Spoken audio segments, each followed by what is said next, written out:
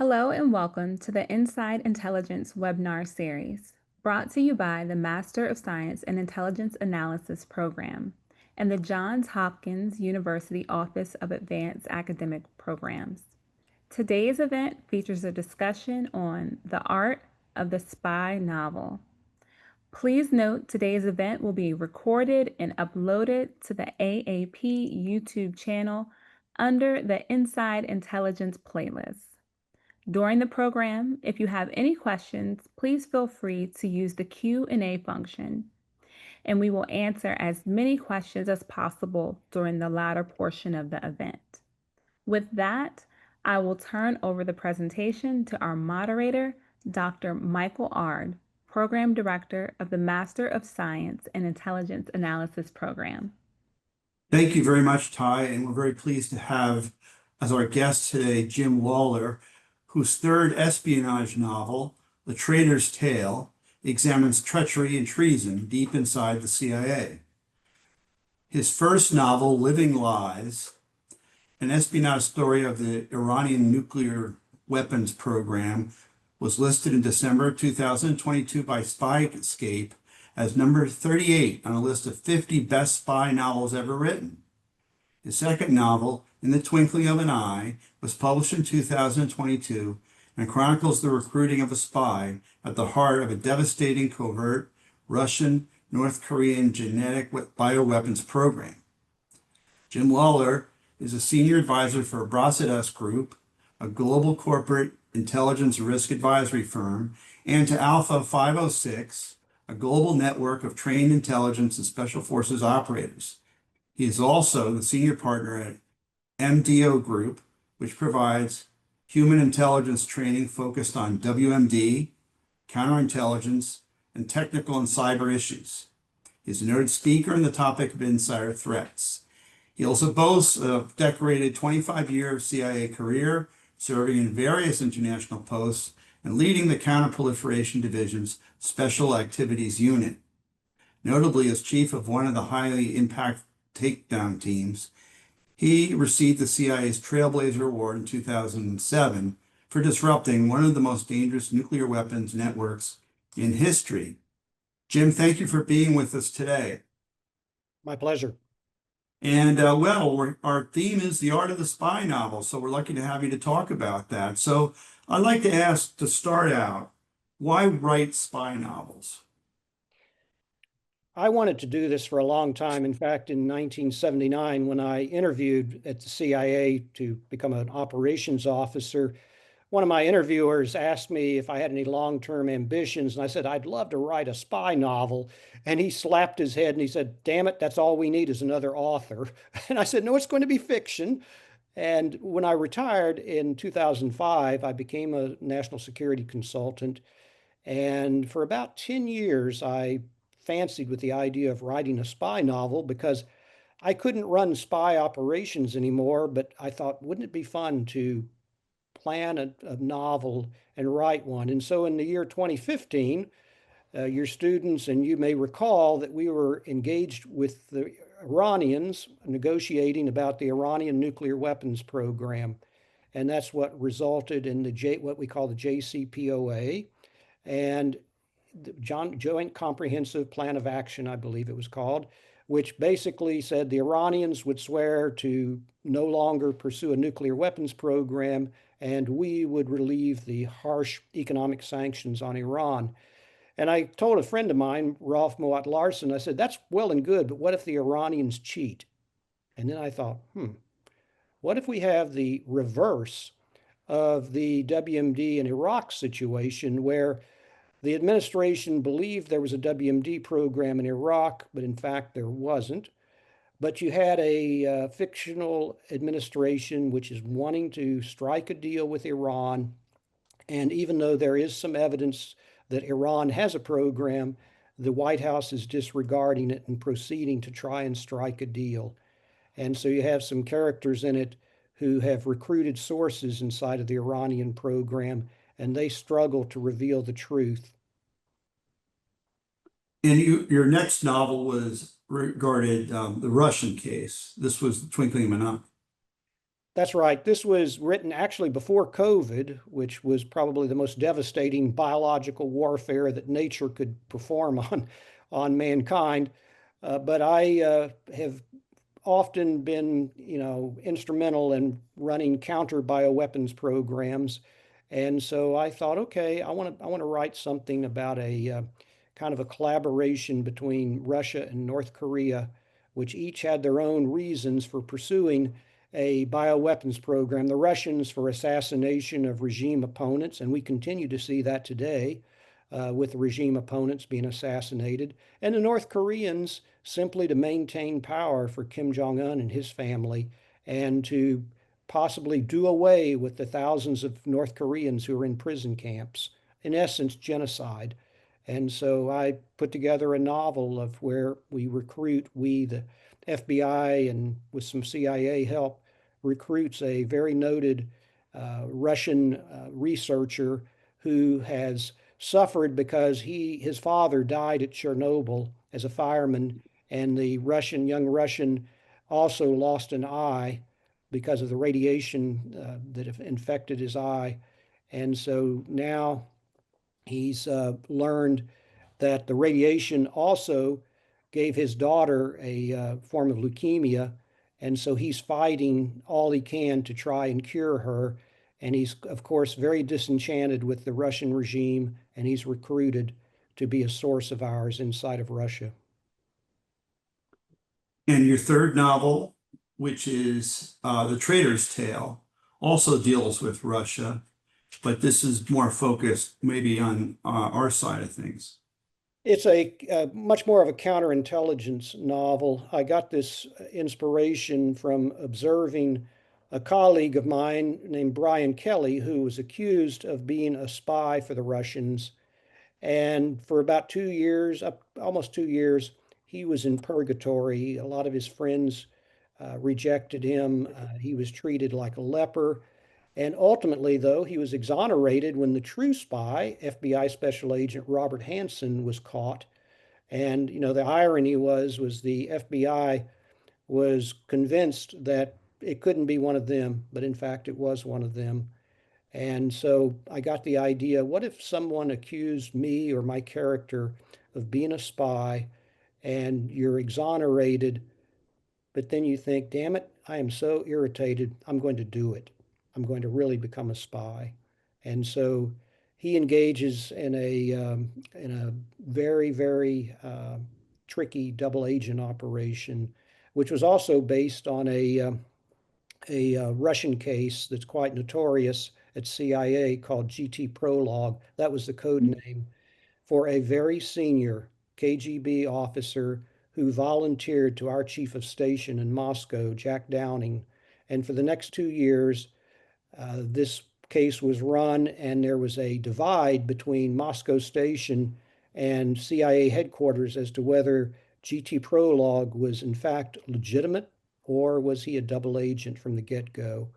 And it turned out the conventional wisdom at CIA headquarters was the KGB would never dangle a real KGB officer at us because there's too much temptation that the KGB officer would defect. Well, the conventional wisdom was wrong. And in fact, GT Prologue had been bad from the start. And so it was a blend of these two thoughts that I conceived The Traitor's Tale. And I would like to invite our audience to address questions to Jim. Either you can use the chat function or the Q&A function. And as part of that, if you like, why don't you also include a favorite spy novel of yours and maybe say a word or two on why it is. I'm not going to pretend to be an expert on spy novels here, but I've read a few of them, and I'm reading Jim's third novel, A Traitor's Tale, now, and I'm enjoying it. One thing I've noticed, Jim, about your book, and of course the character, it's a first person narrative, characters talking about mice and the motivation for why people commit treason. Would you explain something about mice and why at least this character thought that it doesn't apply in a lot of cases? So MICE, MICE, is an acronym that has been supposedly the explanation for why people commit espionage. M stands for money. I stands for ideology. C stands for coercion. But the most important letter, in my opinion, is E, which stands for ego. And I, I've recruited and pitched probably well over 60 people in my career at the CIA to become traitors, to become spies.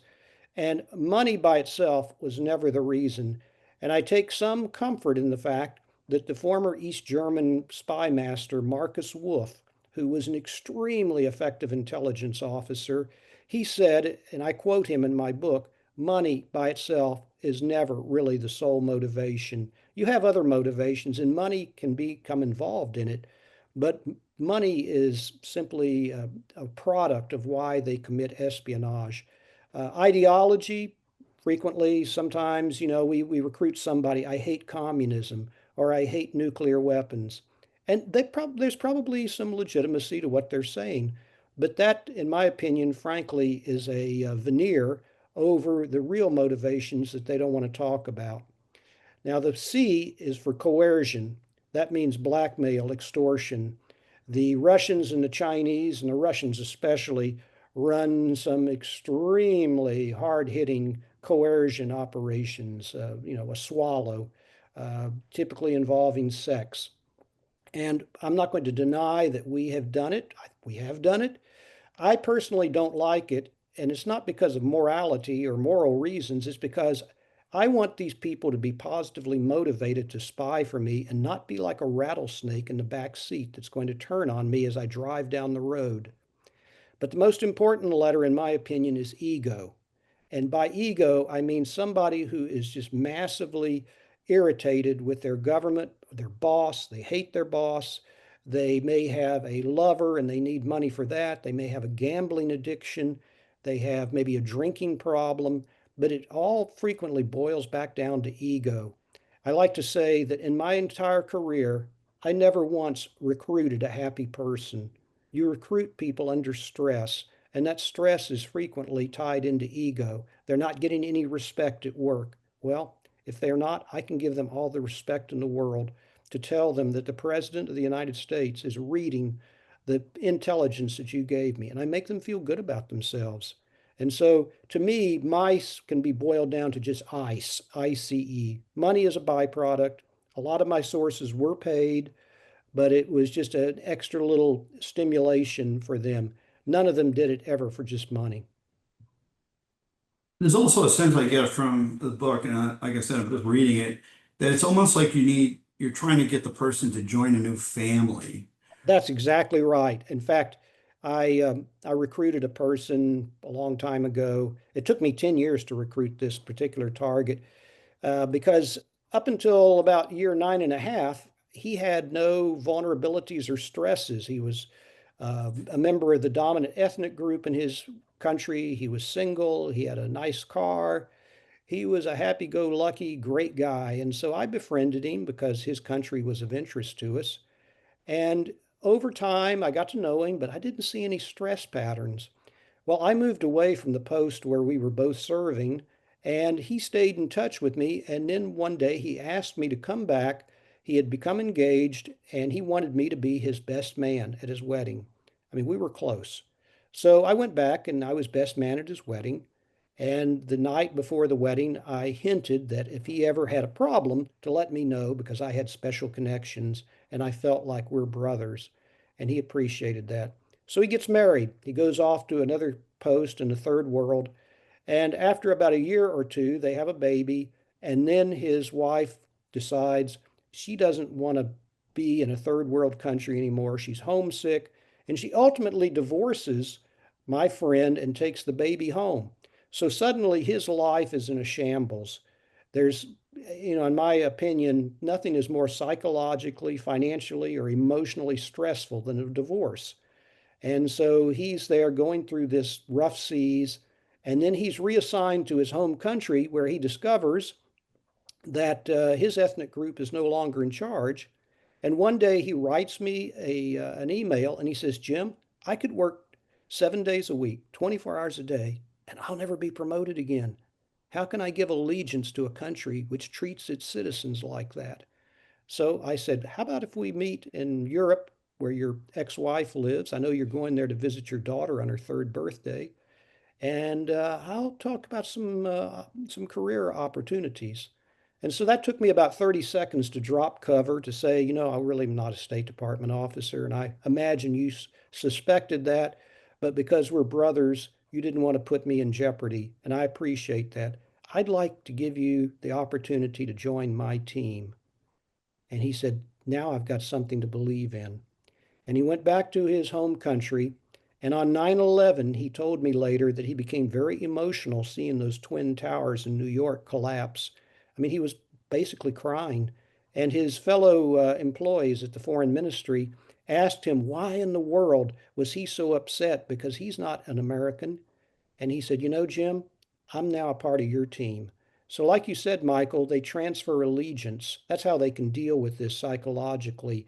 They don't feel like they're betraying something. In fact, they feel like they've been betrayed first. Hmm. Yeah, thanks for that. That seems like that seems like when you read some of these stories, I mean, in reverse, I almost got that sense in the story of Hansen that he felt like he was really playing for that team. That's right. And if you're a good handler, spy handler, you encourage that. You talk about our team. You talk about, getting you some training and how I'm going to be there for you.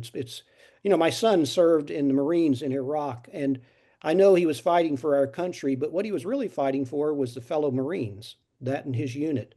And we used to look down on Russian embassies. And if we at 5 o'clock saw three Russians come out slapping each other on the back and heading off to a pub, we ignored that. But a few minutes later, we see a lone Russian coming out, a lone wolf who's not part of the team. That's the person we'd focus on. I'd like to talk to you a little bit about this career and now as a novelist. And it is a career.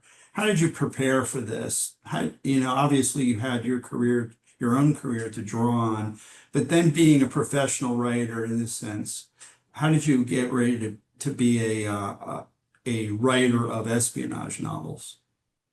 Well, I was not an English major, which would have helped, or a journalism major, which would have helped.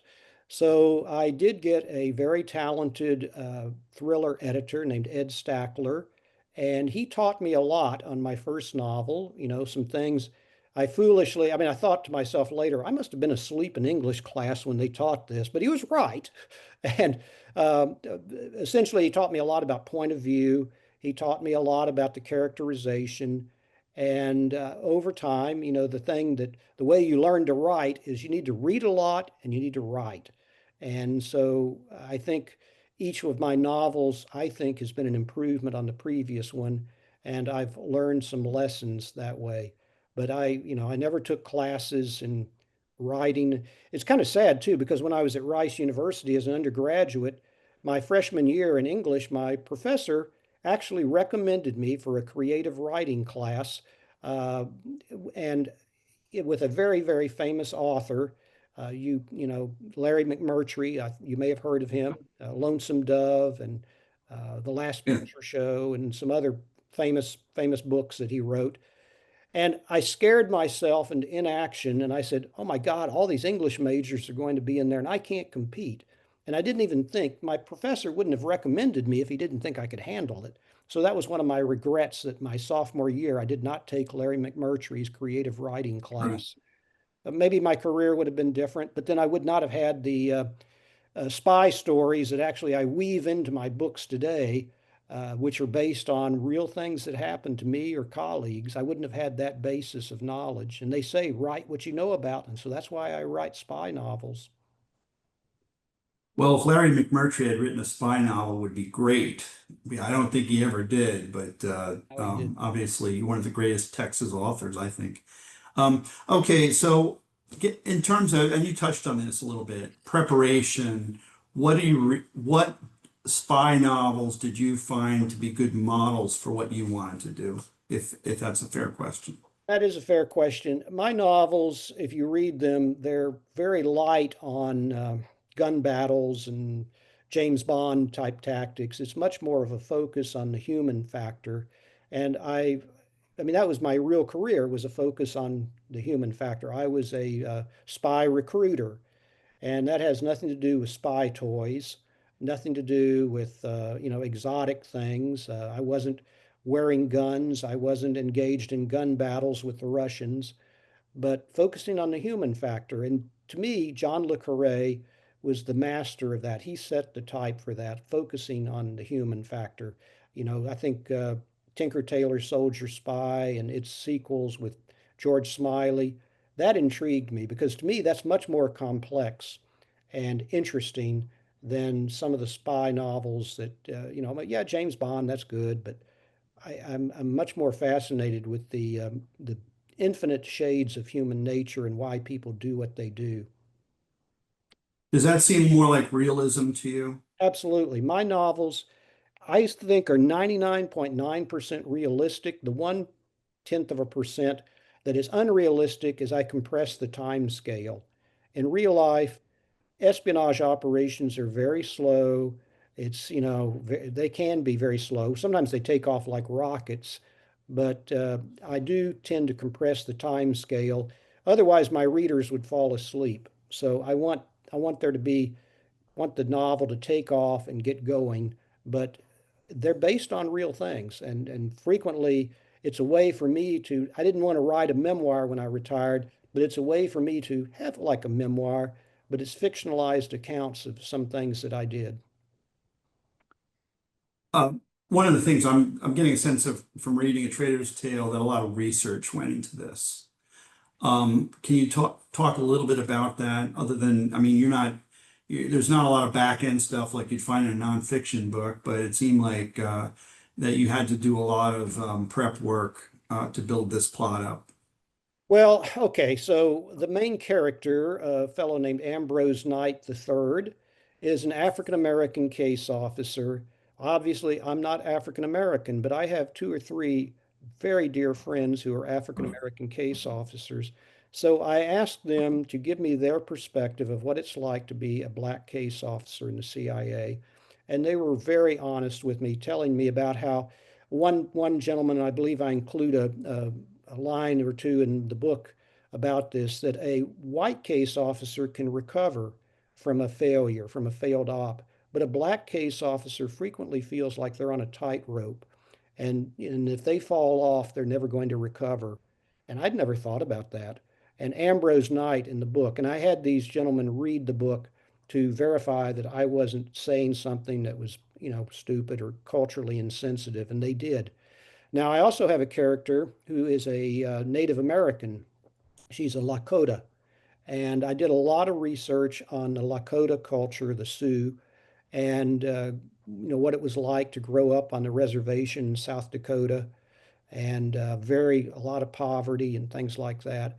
And so I have a character in my book who's actually based on a DIA case officer I know. She's not Native American, but she's one of the best case officers I've ever known. Her name is Shawnee Delaney. So I patterned Shawnee Chasing Hawk after my friend Shawnee Delaney. She's absolutely world class. And in fact, I patterned a lot of my characters after friends of mine. I have a counterintelligence officer, Brian Bannock, who is based on a very good friend of mine. And then I've got the deputy director of operations, also based on a good friend of mine. And I pattern a few of my bad guys after people I know, but that'll be top secret as to who they are. Right. But by the way, do these friends of yours recognize their characters Well, I in the actually book? asked him, and Yeah. in the case of Brian Bannock, it's based on Scott Stewart, and he actually Uh-huh. picked the name Brian Bannock. I said, fine, good Scott name. And then Paula Doyle, I gave her the name Paula Davenport. In fact, I picked that out. I picked that one yeah, out. this coming Saturday, I am presenting the real Paula Doyle with the Virginia Hall Award at the OSS banquet, and she's Nice. richly deserving of it. She retired as a senior intelligence service rank 5, and was our Associate Deputy Director of Operations for Technology. And so Paula Davenport is closely based on the respect and the admiration I have for Paula Doyle. I want to ask one more question before we get to everybody's questions in the chat and the Q&A. But so, in intelligence studies, we spend almost all of our time reading nonfiction. And that's pretty much, and I would think that probably was true of most of us when we were analysts as well. Why should we read spy fiction? How would that enrich our understanding of intelligence? I think a lot of spy novels mirror our tradecraft. If I can mention two authors that I admire, one of them is David McCloskey. He just wrote a novel called The Persian. His previous novel, The Seventh Floor. David was an analyst and not a case officer, but he was he was basically a natural case officer. He got all of the things correct in it. Another good friend of mine, I.S. Berry, wrote this Peacock and the Sparrow. She actually served in the Middle East as a CIA case officer, and she gets all of the things just right. So I have considerable admiration for the two of them. Another author whom I've recently started reading is Paul Vittich. Now, he is not a former CIA officer, but I loved his book, Beirut Station, and it was tremendous. And I'm going to read his other books. So Paul is a great person to read his books. But why you should read them? I think you have to stretch your mind and see that the infinite numbers of ways that human beings behave. And none of these books are unrealistic. They're very realistic, and why people commit espionage. So I think to be a well-rounded analyst, I think it behooves you to read some of the fictional accounts.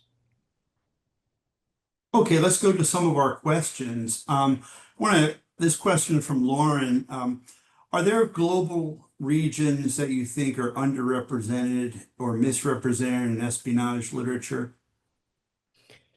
Well, that's a great question. I don't recall too much centered in Latin America, and I also don't recall a lot in Asia. It seems a lot's in the Middle East and Europe. Most of my author friends, that's where their books transpire.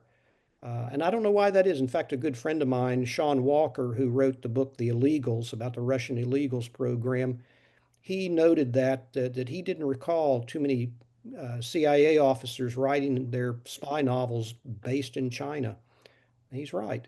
I mean, I do have in the Twinkling of an Eye one based in Korea with a North Korean, but I don't recall a lot based in China, and I don't know why that is.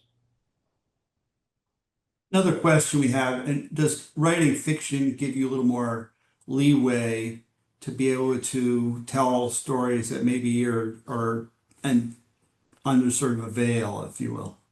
Well, absolutely. Any former CIA officer is under an obligation to submit any work concerning CIA or intelligence to a outfit at CIA called the Pre-Publication Clearance Review Board, which means they have the absolute ironclad right to censor anything that they consider in your book, even if it's fiction, if it is classified. And that's supposed to be the sine qua non. Is it classified or unclassified? If it's classified, you have to take it out, and they will redact it. My first novel, Living Lies, took them a year to clear. And at the end of that year, they had a demand for 5 words or passages, very brief passages, some of them were only a word or two, to be redacted. Now, I would swear on a stack of Bibles that none of these 5 instances were classified, but none of the 5 affected the storyline. And so I thought, oh, even though I have a right to appeal, I'll just take it out. So I took it out. Well, I must have made some friends at the Pre-Publication Clearance Review Board because my second novel, In the Twinkling of an Eye, took only a month to clear with no redactions and a request for a copy for the CIA library. And my latest book, The Traitor's Tale, only took 2 weeks to clear with no redactions. So I think, if you're careful, you can get the board to clear your things pretty quickly.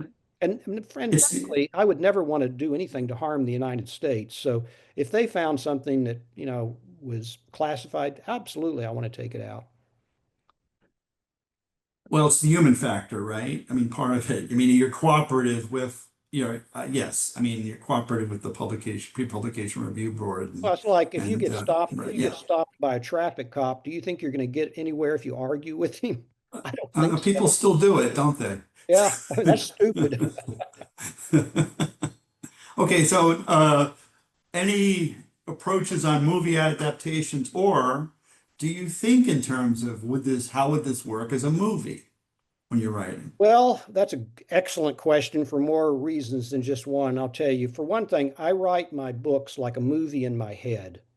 And I've had a number of my friends, my wife and friend readers who said, Jim, I can almost hear your voice. This is like a movie because that's the way I write. Now, I've been in touch with several outfits that are interested in possibly turning my books into streaming series or movies.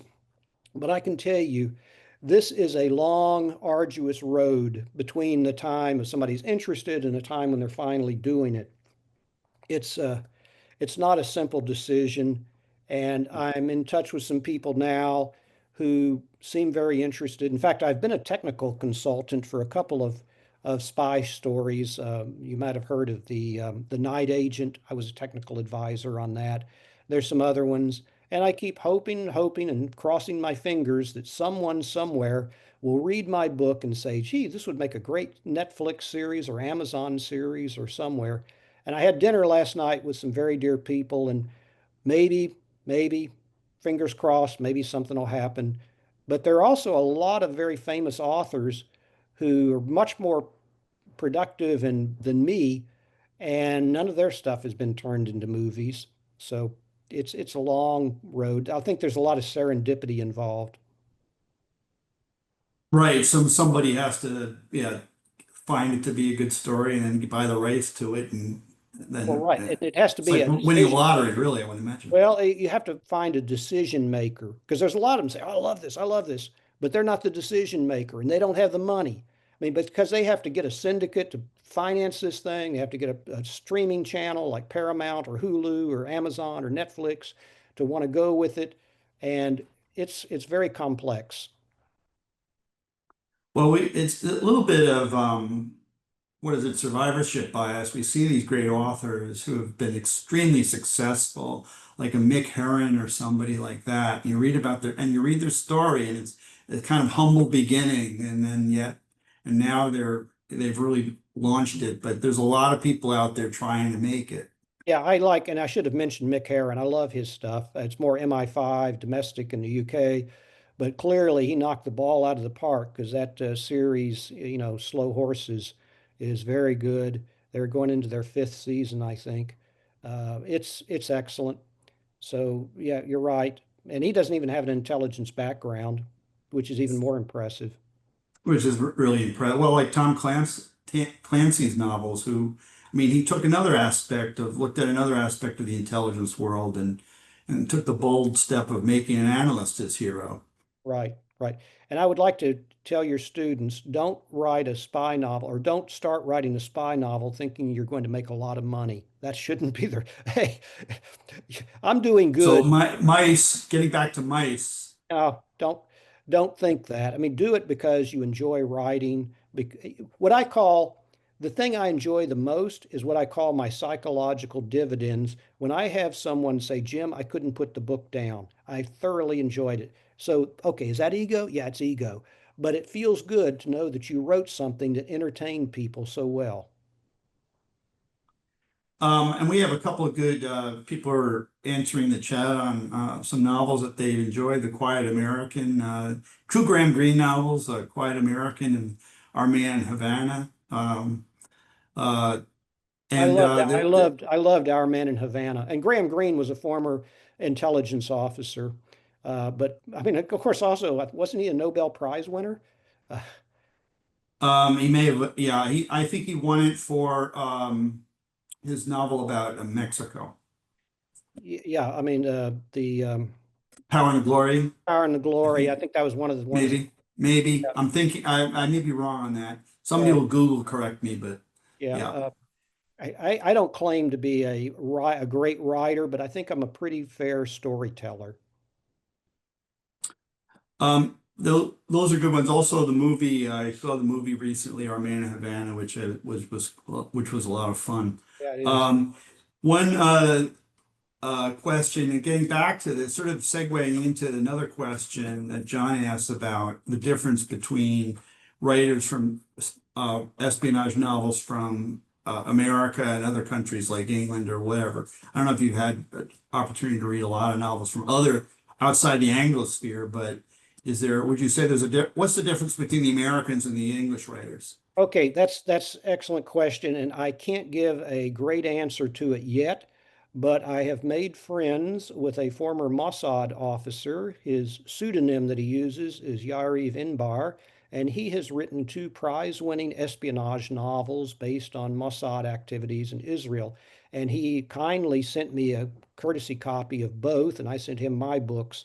And I promised him that I would read those. So hopefully within the next month or two, I could answer that question more intelligently because he is a former Mossad case officer. They force him to write under a pseudonym. He can't reveal his true identity, but he's won some literary prizes, and so I'm looking forward to reading his novel to see how it might differ from what I write or my British friends write. That's a new one on me. I'd like to try that out myself. And let me ask a couple more questions here. We've got some time. Well, this is Dan raises something that we had discussed before we came on was characters. Do you find that you've written a character in that you need to take out because it's not going anywhere, or do you find that you need to streamline your narrative? Actually, to the contrary, sometimes I design a character and the character takes over. uh, Shawnee Chasing Hawk was going to be a minor character, and she ends up being every bit as important as Ambrose Knight in The Traitor's Tale. In the Twinkling of an Eye, my Russian scientist was going to be a minor character, and he basically took over the thing. And so sometimes they develop a life of their own. Um, and as far as taking out a character, no. One thing I enjoy, which is going to sound rather perverse, is I enjoy my villains. My villains sometimes are what I think probably me if I had no scruples or conscience. And that's kind of fun to write about somebody who is such a renegade, somebody who is so narcissistic, so self-centered, and will do anything. And so I enjoy my villains sometimes as much or even more than some of my heroes. And I think some of our questions, I think, are getting answered that we've had in the chat. We're talking about the pre-publication review process from Catherine. Talked a little bit about your emphasis on realism. Do you think that do you feel does anyone raise the credibility of you writing about different characters, different ethnic groups? I've never had anybody raise any credibility issues at all. I mean, they're based on real people. I mean, I often say, when a portrait artist does a portrait, they have a model there that they paint. And so I tend to like to create my characters based on people I know because I can go into their little eccentricities, their physical appearance, their speech patterns, and things like that.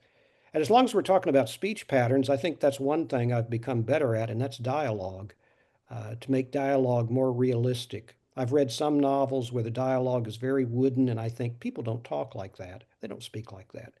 But I've tried to become more and more attuned to the way people really speak.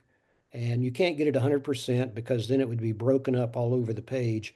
But I think I write pretty good dialogue. And so that's something that, I've gotten better at, I think.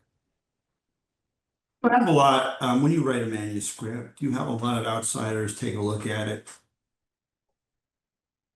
Well, when I wrote my first one, Living Lies, the first draft, I gave it to my wife to read. She read it, And then she looked at me and she said, Jim, why would a woman want to read this? I thought, okay, I need to put some more female point of view in here. And so I did. So she was very helpful in that. And as I said earlier, my editor, my thriller editor, Ed Stackler, certainly he has been the editor for a number of very famous authors, and he certainly taught me a lot on not only point of view but other things, and getting the chapters to move along. Don't put in excess verbiage, excess descriptions, flowery language. Avoid that Mhm. to the extent possible. Just tell a good story and make it, snap it along. I think for the last 20 years, I've lectured on human tradecraft and what makes a good operations officer, a top-notch operations officer. And I think my public speaking practice has probably assisted me in writing my stories. Your well, one of the things I thought was when I read Stephen King's book on writing and something that he recommended, which I found very helpful, was putting a manuscript away for a while.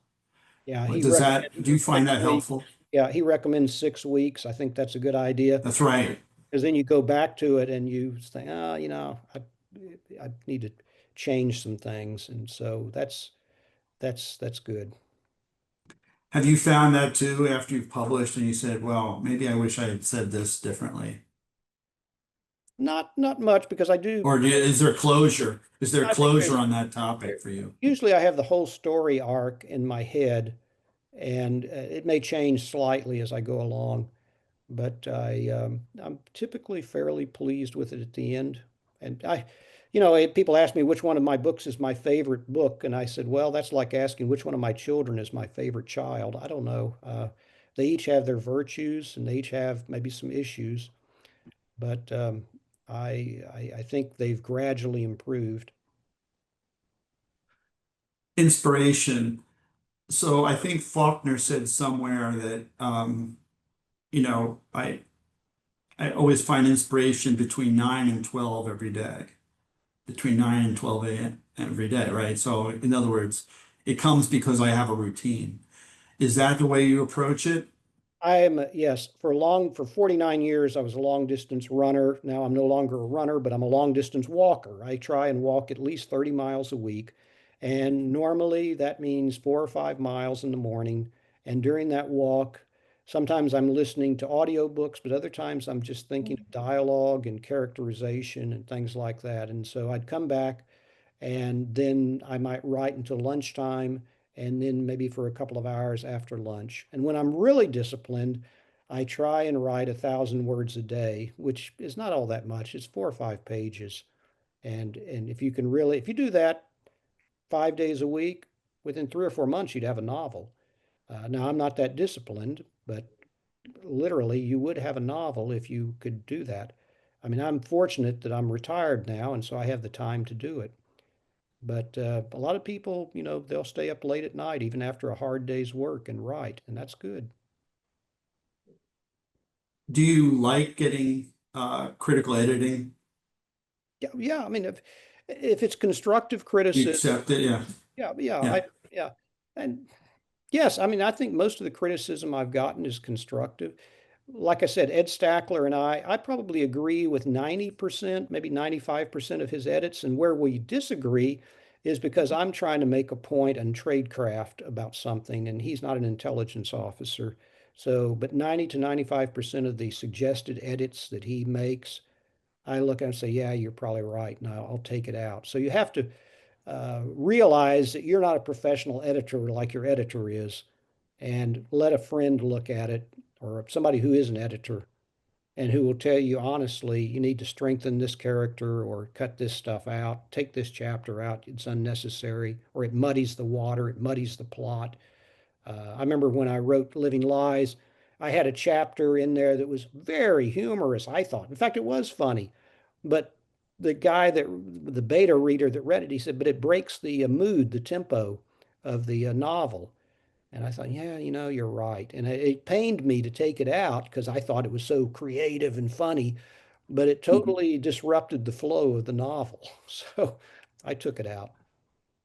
Maybe you can find a place for it somewhere. There you go. One of your fans here says that loved your first two books, thought you did excellent characterizations of men and women. What is your next work going to be? Can you say a few things about it? Yes, exactly. About a couple of years ago, I met a woman named Johanna McCloy, and Johanna was, in fact, the daughter of a real CIA non-official cover officer, a NOC officer. And her mother, Lillian McCloy, wrote a book called Six Car Links Behind an Elephant. And it's about being the spouse of a CIA deep cover NOC, a non-official cover officer. A NOC is someone who does not have diplomatic cover but poses as a business person abroad. And anyways, Johanna edited her mom's book, and I got to know Johanna, and I had come up with an idea for a novel that I was going to call Loose Threads. And this would be about a retired NOC officer who has a couple of operations in his past that never came together, never came to fruition, even though they should have. And those are always bothered him. They're his loose threads. And so Johanna would be the Knox daughter, and she would write from the point of view of the Knox daughter, and I would write from the point of view of this retired Knox. And the Knox wife has been tragically killed in a hiking accident a few months earlier. The Knock is very bored. He's drinking too much. He's not, doing anything for his own good. He's not pursuing hobbies. And then suddenly the loose threads start to come together again in a violent way. And so we're working on that together, each alternating the chapters, the points of view. And I'm hoping that we can finish that by late spring next year. Very good. And I'd like to ask you about sources for themes coming up. Now, one of the things that I noticed in the Traitor's Tale was the geographic atmosphere, right? That you're talking about Bern, you're talking about Buenos Aires. These are places, and it felt like, oh, you've been there, right? Well, I Are you served, comfortable? yeah, Pardon me. I served in Bern and Zurich, so a lot of my novels are going to center on Switzerland, where Switzerland is a hot nest of espionage, and I loved my two tours there. First Bern, and then my last tour, I had Paris and Oslo in between, but my last tour was in Zurich, and there was so much espionage going on, and I've got, firsthand experience there. I've been to Buenos Aires a couple of times, and I loved Argentina, and that area down there. So I used that up. There's a scene in the Traitor's Tale in New Zealand that takes place, and we visited New Zealand, and I got some good atmospherics there. Would you be comfortable writing about a place that you haven't been to? Well, I had to do that in the case of Moscow in the second book, where the one of the characters is going on a long jog through. I had to do a lot of Google walk. Fortunately, Google Maps, you can put the little man down and walk around and see things that, I mean, I'm not allowed to go to Russia. In fact, Right. I had two FBI special agents, two female special agents visit me in March and asked to talk to me. And so we came into my study here and they said, Mr. Lawler, we'd like to advise you that you should not go to Russia, China, Cuba, Iran, or North Korea because of some operations you were involved in. And I said, well, none of those are on my bucket list, so that's fine with me. Though I was curious as to why 20 years after my retirement, suddenly they came all the way to my house to say, Mr. Lawler, it would not be in your best interest to go to these countries. And I don't know if it's because my novels have stirred up a hornet's nest or it's because of my previous operations against those particular countries. Maybe it's a combination of both. So I have to de facto, Right. I mean, I've got scenes in Living Lies in Iran. Well, I've never been to Iran and I can't go, but I was able to do some research to use the little Google Walk thing and find out, what it was like. What about topics that are too sensitive? I mean, there's obviously you're dealing with sensitive topics in your book. Somewhat people could read them as controversial in some cases. Are there some topics that you think are maybe off limits? Not that I can imagine. I was a little apprehensive about the traitor's tale because counterintelligence can be very sensitive. But I had found a published paper that had been approved by the agency on the GT Prologue case. It had been written by a good friend of mine, John Cipher. And I used that feeling like, okay, this is good research. I can put some things from that paper into my novel and help that have that guided along. I mean, there would be some sensitive operations that I can't go into, Of but you course. you can analogize. You can change the location, change the nationality, maybe change the technology. Why we would be doing an operation in a certain thing. But that's why they have the pre-publication clearance review board to make sure you're not compromising some program that's going on. A good friend of mine jokingly said, in my living lies, I have a totally imaginary physics principle called neutron phasing. There's no such principle about boosting the yield of a nuclear weapon. But he laughingly said, Jim, what if you stumbled into something they're actually working on? Well, that wasn't the case. I mean, it was just totally my imagination. And I'm sure my physicist friends wonder what kind of funny cigarettes I was smoking when I wrote this. But Yeah, you mentioned a great AI platform in the Trader's Tale that seems to have a all-seeing eye capability. yeah, yeah, right. Well, a lot of in fact, I do verify some of the technology in the bioweapons book in the twinkling of an eye. I had two eminent molecular biologists and epidemiologists tell me that anything I write probably would be possible in the next 10 to 15 years. So they said, don't censor yourself. So I didn't. And I have a heavy AI influence in the twinkling of an eye, where we have a doll that's super competent, almost sentient with AI. Well, it turns out with AI these days, it's almost that way. And I wrote that before all of the, Chat GPT and all this other stuff, but it's rapidly exceeding my ability to describe it. Let me ask a question, if you don't mind, off the topic of novels for a moment, but you've raised a lot of interesting points. And one of the things that we're been, I think, grappling with is what's this going to mean for recruiting? This new technology that's out there, the surveillance state, AI, all these things. I mean, you were professional, but what is this going to mean for human intelligence in the future? So I'll separate that into two different things. The first topic is what we call ubiquitous technical surveillance, meaning all the cameras, all the facial recognition things, stuff like that. Okay, it's a challenge, but it's also a challenge to our Russian and Chinese adversaries as well. And I maintain that as long as America and its allies stay on the forefront of UTS technology and things like that, that's a good thing. And there will be ways to defeat it. In fact, I always hearken back to a philosophy that Mossad has, and they say the best counterintelligence defense is swiftness, meaning you get in and you get out before the machine, before the camera can register who that is and they can respond to it. I know that sounds hokey, but it's true. You get in, you get out as quickly as possible. You may recall that about the year 2010, I think, Mossad mounted an operation in the Emirates against a Hamas financier. And they went after this guy. There was a team of, I think, maybe 15 Mossad officers going in under various aliases. And they got the guy. They basically killed a Hamas senior leader.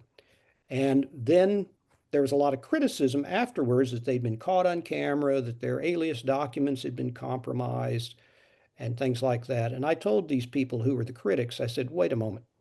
There's a primary goal when you mount an operation like that, and that is to get your team in and out safely. They did that. Number two, they got their target. They did that too. So regardless, if they compromised a bunch of alias documents, that's what alias documents are for. And maybe it means that these Mossad officers can never go to Abu Dhabi or Dubai again. Well, big deal. They got that. Now, the other part of your question is AI. And I recently had a conversation with a professor at Stanford who had asked me how AI could help human recruiting.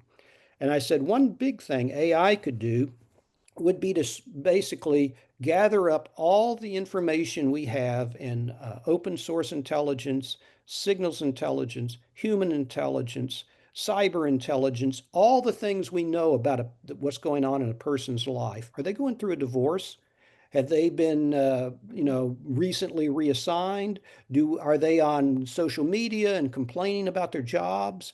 But if AI can gather all that like a targeting mechanism, and especially if they had access not only to the unclassified, but to the classified data, and then suggest ways to approach a person, ultimately the case officer would have to do it and possibly consult with a very skilled operational psychologist or operational psychiatrist. I have two such friends, Dr. Ken DeClava, Dr. David Charney. They are experts in this stuff. And the three of us, we frequently get together and talk about ways to approach people and why people commit espionage. But anyway, AI could do a tremendous targeting job by pulling all this source information together and painting a full portrait of what we know about targets. This has been a great conversation. I really enjoyed it. Since I invited everybody to offer their spy novels that they enjoyed, I'll give you a couple myself. One book that I read which I think really pays dividends is Kim by Rudyard Kipling. I think it's a great novel of recruitment, espionage, blending into environment, but you can read it at so many different levels about the Indian civilization and really the coming together of different civilizations and the great game, of course, with the Russians. It's an amazing book. So there's one. I hope that some of the people listening would take that one up. And for those of us who are really great fans of American history, Kenneth Roberts, who people don't talk about anymore, but he wrote Northwest Passage and other very, very popular novels in the 20s and 30s, and also novels about espionage during the American Revolution, one of which was called Oliver Wiswell, about a loyalist who was working for the British and also who was also a double agent. So, and there's a lot, and I think through these books, we get some insight into history that we don't often get. And so they're worth reading. I want to thank Jim for being with us today. This was a great conversation. And I hope that, by the way, everybody keep an eye out for our next episode in Inside Intelligence, which will be on November 12th. We have Nicholas F. Tiamades with us, who will talk about Chinese espionage operations and tactics. He has a second edition to this book, which he's published some years back. And of course, this is a very relevant topic for us now. So we'll look forward to hearing from him on November 12th. So please feel free to sign up and for that. And Jim has also offered his email in the chat if somebody wants to get in touch with him, I guess. So thank you very much, Jim, and good luck with your current project. Thank you, Michael. I appreciate it. I enjoyed today's session a lot. Thank you. Me too.